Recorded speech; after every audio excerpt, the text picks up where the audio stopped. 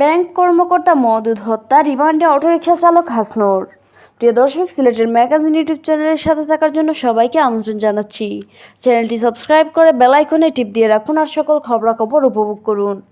সিলেটে পরিবহন শ্রমিকদের হামলায় অগ্রণী ব্যাংক কর্মকর্তা মওদুদ আহমেদ হত্যা মামলার প্রধান আসামি অটোরিকশা চালক নোমান হাসনুরের 4 দিনের রিমান্ড মঞ্জুর করেছেন আদালত।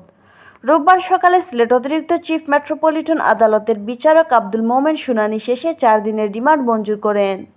দুপুরে এ তথ্য নিশ্চিত করে মামলার তদন্ত কর্মকর্তা কোতোয়ালি থানার এসআই মিজানুর রহমান বলেন, আদালতে 7 দিনের রিমান্ডের আবেদন করা হলে আদালত 4 দিনের রিমান্ড মঞ্জুর করেন। এর আগে গত 24 ফেব্রুয়ারি সকাল 11টায় সিলেট মেট্রোপলিটন ম্যাজিস্ট্রেট প্রথম আদালতে তিনি আত্মসমর্পণ করেন। অগ্রণী ব্যাংক কর্মকর্তা মওদুদ আহমেদের হত্যা মামলার প্রধান আসামি অটোরিকশা চালক নোমান হাসনুর। এদিন শুনানি শেষে আদালতের বিচারক সাইফুর রহমান তাকে কারাগারে পাঠানোর নির্দেশ দেন। সেদিন সকালে শ্রমিক ইউনিয়নের নেতৃবৃন্দের সহযোগিতায় ঢাকার কাছের কোনো একটা জায়গা থেকে অটোরিকশা চালক নোমান হাসনুরকে আটক করে আনেন শ্রমিক নেতারা। পরে তারা তাকে মহানগর হাকিম আদালত 1-কে সোপর্দ করা হলে সেখানে তিনি আত্মসমর্পণ করেন। হাসনুর সিলেট সদর উপজেলার জালালাবাদ ইউনিয়নের টুকেরগাঁও পশ্চিমপাড়া গ্রামের আব্দুল হান্নানের ছেলে। উল্লেখ্য, গত শনিবার বিকালে জৈন্তাপুরের হরিপুর থেকে একটি সিএনজি অটোরিকশা নগরী বন্দর বাজারে আসেন ব্যাংক কর্মকর্তা মওদুদ আহমেদ। এক পর্যায়ে চালক নোমান হাসনুরের সাথে ভাড়া নিয়ে বাকবিতণ্ডা হয় মওদুদের। তখন হাসনুর সহ সিএনজি অটোরিকশা চালকরা মওদুদ আহমেদকে বেধড়ক মারধর করেন। এতে তিনি গুরুতর আহত হলে Sylhet MAG Osmani medical college হাসপাতালে নিয়ে যাওয়া হয়। পরে চিকিৎসকরা তাকে মৃত ঘোষণা করেন। মৃত্যুর পর হত্যাকাণ্ডকে সড়ক দুর্ঘটনা বলে প্রচার চালায় পরিবহন শ্রমিকরা।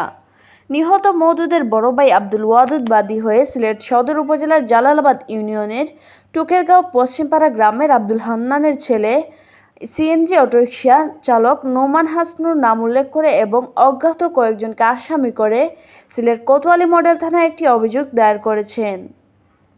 এদিকে এই হত্যাকাণ্ডের সাথে জড়িতদের গ্রেপ্তার ও বিচারের দাবিতে আন্দোলনের রাস্তায় নেমে আসেন তারা।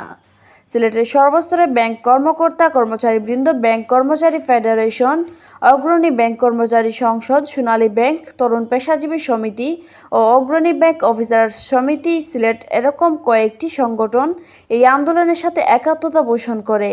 আন্দোলনকারীরা জানান, মওদুদ হত্যাকারীদের গ্রেপ্তার না করা পর্যন্ত ও এই ঘটনার সুষ্ঠু বিচার না হওয়া পর্যন্ত আমরা রাজপথ ছাড়বেন না। একই সঙ্গে ব্যাংকারদের নিরাপত্তারও দাবি করেন তারা। এছাড়া সিলেটে পরিবহন শ্রমিকদের নৈরাজ্য চলছে এমন দাবি তুলে তারা জানান, এই নৈরাজ্য দৌরাত্ম্য বন্ধ করতে হবে, নতুবা আরও অনেককে এভাবে প্রাণ দিতে হবে।